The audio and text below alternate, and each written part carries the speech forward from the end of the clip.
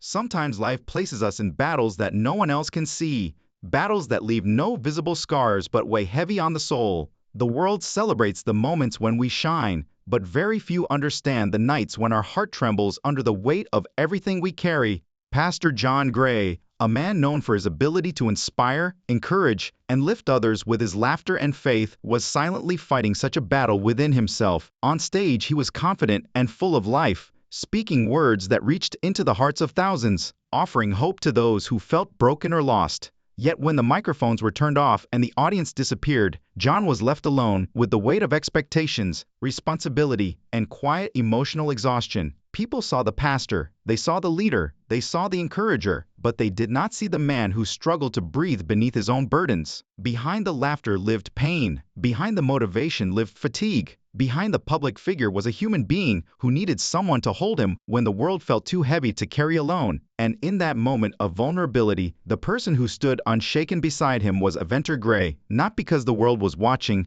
not because it was expected, but because her love for him was deep, loyal, and unwavering. Aventer Gray saved his life, not through dramatic declarations or grand emotional displays, but through quiet, consistent presence. She saw the man behind the preacher, the wounded heart behind the strong voice, and she refused to let him fall. Her love was not loud, it was steady. Her support was not temporary, it was rooted. Her faith did not shake when the storms came, it grew stronger. She understood that sometimes the most powerful battles are not fought with swords or speeches, but with silence, prayer, and patience. While thousands looked to John for strength, John looked to Aventer for peace. She became the safe place where he could rest. She became the stillness when his world felt overwhelming. She became the reminder that even those who lift others sometimes need someone to lift them too. And that is where their story becomes more than a marriage. It becomes a testament to the kind of love that holds a person together when everything else feels like it's falling apart. In a world that sees only the spotlight, she loved the man backstage. In a world that demands perfection, she chose compassion. And in a life where pressure can break even the strongest hearts, her presence became the reason he could breathe again. The world may have admired his voice, his spirit, his message, but the quiet miracle of his life was happening at home, in the unseen moments, where love chooses to stay. John Gray did not come from a world of bright lights, applause, or comfort. His story began in a place where every dream had to fight its way through struggle to stay alive. He grew up in a humble household, where love was present but life was never easy. There were days when hope felt small, but it was never allowed to disappear. As a child, John learned something powerful. Sometimes the only way to protect your own heart is to lift the hearts of others.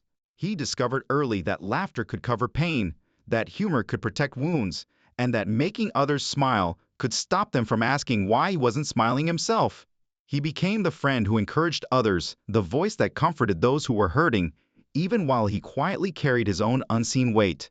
It was in this hidden place of silent endurance that his calling began to form. He didn't choose ministry for recognition. He was drawn to it because he knew what it felt like to need hope. He wanted to become the voice he never had. When he began preaching, something different happened. He didn't speak like others. He didn't preach from a distance. He preached from scars, from lived pain, from the kind of experience that touches a listener in ways they can't explain. His words didn't just sound inspiring, they felt real, like a hand reaching out to someone drowning. People didn't just hear him, they connected with him. They saw themselves in his vulnerability and found strength in it. His gift made its way to Lakewood Church under Pastor Joel Osteen, a moment that changed his life forever. Suddenly, his voice traveled across the nation, across screens, across hearts. Crowds gathered to hear him. People cried when he spoke. Lives shifted because of the honesty he brought to faith. But the rise to influence did not come without cost. The more people he lifted, the less room there was for him to fall. The more he encouraged others, the harder it became to admit that he sometimes needed encouragement too. As his platform grew, so did the weight on his shoulders. The world expected him to be strong every day, every moment, every breath. The pressure to always be inspiring, always be joyful, always be the one who understood everyone else, began to press against his spirit like a heavy, unseen burden. And it is in this season that we understand something important about John. He was not a man who broke easily. He was a man who kept standing, even when his knees were shaking. And yet, even the strongest hearts need a place to rest. Even the strongest voices need someone who listens. Even the strongest leaders need a refuge. And just when life felt overwhelming, When the world was beginning to feel heavier than his strength, someone entered his story who saw not the pastor, not the public figure, not the speaker, but the man, someone who looked beyond the stage lights and saw the human soul behind them, someone who did not love him because of the world's applause, but because of his heart. That someone was Aventer, and with her, everything in his life began to shift. When Aventer came into John's life, she did not walk in to admire the stage, the reputation, or the voice that others praised. She saw the man behind the sermons, the heart behind the humor, and the soul behind the strength. Their connection was not grand or dramatic, it was gentle, steady, and deeply rooted in understanding. Where the world saw Pastor John Gray, she saw John, the human being, flawed, emotional, layered, and beautifully sincere. She didn't fall in love with the spotlight that followed him. She fell in love with the quiet moments where he questioned himself, where he wondered if he was enough, where his heart needed reassurance that he was seen and valued. And in those moments, she became the place where he could breathe. Their love did not grow from convenience or admiration. It grew from honesty, the kind of honesty where two people show each other the parts of themselves they don't show the world. The nights filled with long conversations, the moments of laughter where both forgot the heaviness of life, the prayers whispered in the dark when both knew the road ahead would not always be easy. They learned how to hold each other through storms, not by avoiding them, but by standing together in the middle of them. Their marriage was not perfect, and it was never meant to be. Real love is not about avoiding conflict. It is about choosing each other even when conflict arrives. It is about staying when leaving might seem easier. It is about believing in the person across from you, even when they struggle to believe in themselves, and that is what made their bond rare. While the world saw John as someone unshakable, Aventer saw the moments when he needed to be held. While others saw him as a leader, she saw the times he was tired of carrying everyone else. She became his safe space, the place where he could lay down the armor he wore for the rest of the world. And John, in return, did not love her for what she did for him. He loved her for who she was. Kind, strong, intuitive, unwavering. She spoke to his heart in a language the world could not understand. And though the world applauded him, the applause never defined him the way her presence did. Their marriage was built on prayer, the quiet kind that doesn't demand attention but holds everything together when life feels like it's falling apart. It was built on faith. Not just faith in God, but faith in each other. On days when John felt overwhelmed by responsibilities, it was Aventer who reminded him that he was not carrying his burdens alone. On days when the world misunderstood him, she reminded him of who he truly was. And this is where their story grows deeper. Aventer did not just love John in his victories, she loved him in his weaknesses. She didn't stand beside him because of his success, she stood beside him because she believed in his soul. And that belief, quiet, strong, loyal, became the foundation that would one day hold him through the darkest season of his life. Little did either of them know that the love they were nurturing in everyday moments would one day become the force that held his life when his body began to fail. The love that looked gentle from the outside was preparing to become warrior strong. But life has a way of testing the strength we think will never break. The change did not come all at once. It came slowly, quietly, like a shadow stretching across the edge of day. John's health began to shift. At first, it was just tiredness, the kind you brush aside and blame on a busy schedule. Then, breathlessness. Small moments where his chest felt tight, where words took more effort, where silence felt heavier than usual. His energy, once full of life and overflow, began to dim like a fading flame, struggling to stay alive. Those closest to him noticed he was slowing down, but even they could not guess how deep the struggle had become. John, who had always been the one to lift others, began to feel the weight of a body that could no longer carry his spirit with the same strength. He kept preaching, kept smiling, kept encouraging, because sometimes the strongest people are the ones who feel they have no right to stop. But the body can only hold so much before it gives way. And then, suddenly, everything collapsed. John was rushed to the hospital, the world around him blurring into white lights, echoing hallways, and the sharp smell of medicine. Machines beeped rhythmically, marking the thin line between life and something beyond it. Doctors spoke in hurried tones, their eyes serious in a way that words struggled to match. And then came the sentence that makes time stop for any family: "We need to act quickly. His condition is serious." At that moment, everything that had ever mattered in public life fell away. It didn't matter how many people he had preached to. It didn't matter how strong he had seemed. It didn't matter how many liked him, followed him, admired him, or even criticized him. What mattered was only one thing: would he live? And there, in that room full of machines and fear, was Aventer. She held his hand, not with fear, but with determination. She did not cry loudly. She did not panic. She did not collapse under the weight of the moment. She simply stayed. The world outside the hospital continued moving. People talked, judged, gossiped, and speculated, as the world so easily does. Some questioned, some whispered, some assumed, but none of that mattered inside the room, where a man was fighting for breath and a woman was fighting for him. Aventura did not respond to any voices outside those walls. She focused only on the voice of prayer. Every night she walked the cold hospital hallways, whispering words too sacred to be shouted. She prayed not from desperation, but from unwavering belief. She asked God for strength when she had none left. She asked for life in a moment that looked like death was closer than hope. And while the doctors worked to save his body, her love worked to keep his spirit from slipping away. The nurses saw it. The doctors felt it. Every person who entered the room could sense that this was not just medicine. This was a battle of the heart, the soul, the unseen world. And in this silent war between life and loss, between breath and stillness, between holding on and letting go, Aventure Gray saved his life. There are battles the world can see, and there are battles that only heaven witnesses. What happened next did not take place on stages, in sermons, or in front of crowds. It took place in silence, in prayer, in the stillness of hospital rooms where machines whispered the fragile rhythm of life. While doctors treated John's body, Aventure fought for his soul. She knew she could not control the outcome. She could not change the medical charts. She could not force healing with her hands. But she also knew that love itself can become a form of strength, and prayer can become a shield. Every day she sat beside his bed, rubbing his hand gently, speaking life into him even when he could not respond. She reminded him of who he was. She reminded him of the purpose inside him. She reminded him that he was still needed, still chosen, still called. Her words were soft, but they were powerful in the way that only love spoken through faith can be. She prayed, not long, dramatic prayers meant to impress, but quiet, steady prayers meant to protect. She said, "God, you have brought him through storms before. Do not stop now." And when her voice trembled, she prayed in silence, trusting that God heard what her heart could not speak. People often misunderstand what strength looks like.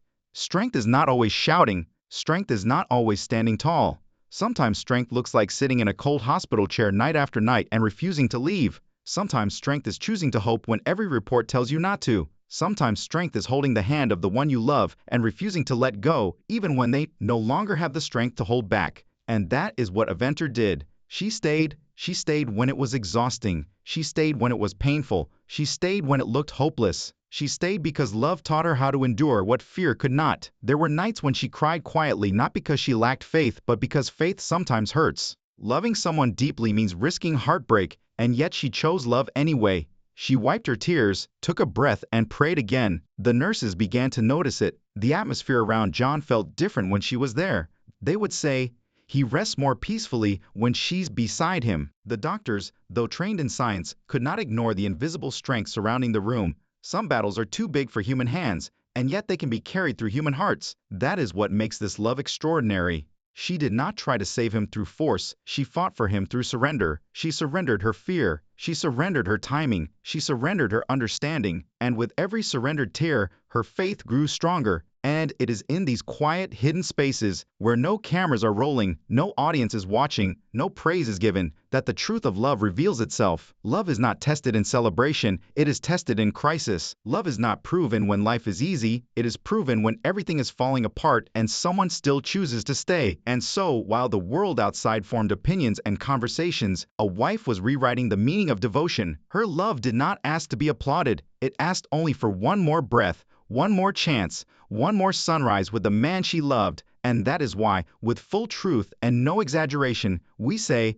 Aventure Gray saved his life. Slowly, change began to whisper its way into the room. Not suddenly, not dramatically, but quietly, the way morning light enters a dark room before anyone realizes it's dawn. One day, John's breathing steadied just a little. Another day, the tension in his face softened. The doctors noticed small signs of strength returning. The nurses saw life in his body responding differently, almost as if something unseen was holding him steady from within. Healing rarely announces itself. It grows slowly, like roots rebuilding underground where no one can see. And in that slow unfolding, John began to awaken. not just physically, but emotionally and spiritually. When he opened his eyes with full awareness for the first time in days, he did not wake up into confusion or fear. He woke up into presence. He woke up into the realization that he was still here, still breathing, still held, and the first thing he saw was Aventur sitting beside him, still holding his hand, still praying, still believing.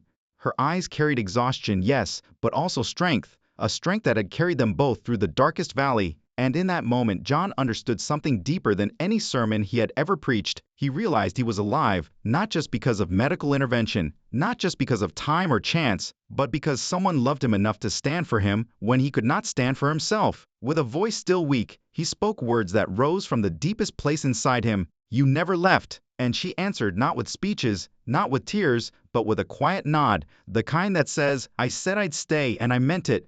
As days passed, John's strength continued to return.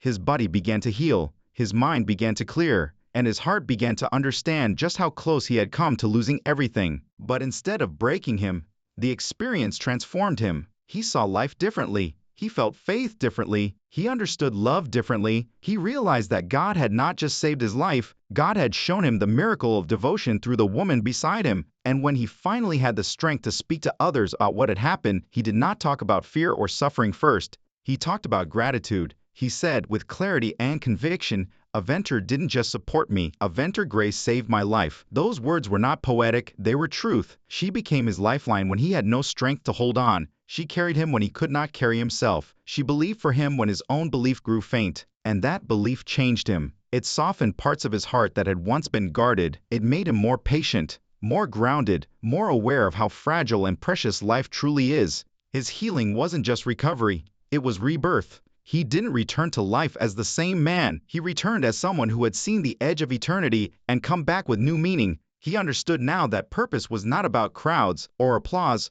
or public image. Purpose was about love. Love that holds, love that fights, love that remains. The world had known John Gray the preacher, but now the world was about to meet John Gray the survivor, restored by faith, strengthened by grace, and carried by love. If you are listening to this now, perhaps life has placed you in a season where you are fighting battles no one knows about. Maybe you are the one who stays strong for everyone else, the one who smiles so that others don't worry, the one who says "I'm fine" even when your heart feels overwhelmed.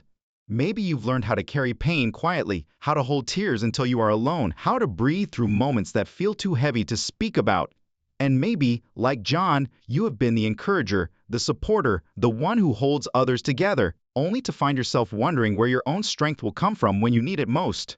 Or perhaps you are like Aventur, someone fighting for someone you love, someone choosing to stay when everything feels uncertain, someone praying in hallways while the world outside speaks louder than your own fears. There are many kinds of strength in this world, but the greatest one is the strength to stay when everything around you is trying to pull you apart. Sometimes love's not loud, it is quiet and enduring. Sometimes miracles do not come as sudden changes. They come in small breaths, silent prayers, and gentle hope slowly rising back to life. And sometimes the greatest healing does not happen in the body first. It happens in the heart. You may not see it right now. You may not feel it yet. But if you are still breathing, if your heart is still beating, then your story is still being written. God does not start something He does not intend to finish. The valley you are walking through is not your final home. The darkness you feel is not your ending. There are chapters ahead of you that you have not lived yet, mornings you have not seen yet, miracles that have already been set in motion for you. And just like John came back to life with a new meaning, a new softness, a new awareness of the love that carried him, you too will rise from this. You are not forgotten. You are not invisible. You are not alone. The world may not know the weight you carry, but God does. The world may not understand your tears, but God does. The world may not see your fight, but heaven has watched every step. Some victories are not loud. Some victories look like not giving up today. Some victories look like choosing to breathe even when breathing hurts. Some victories look like praying even when you feel tired. Do not underestimate the miracle of endurance. And do not underestimate the power of the people who stand beside you quietly, faithfully, without needing applause. Because those people are blessings sent as answers to prayers you may not even remember praying. So hold on a little longer. Whisper one more prayer. Take one more step. Rest when you need to, but do not let go of yourself. You are being shaped. You are being strengthened. You are being prepared for the version of your life that is still waiting to unfold. Just like Aventer Gray saved his life through love that did not break, love will save you too. Hope will return to you. Light will reach you again. And when it does, you will look back and realize that even in your hardest moments, God never left you.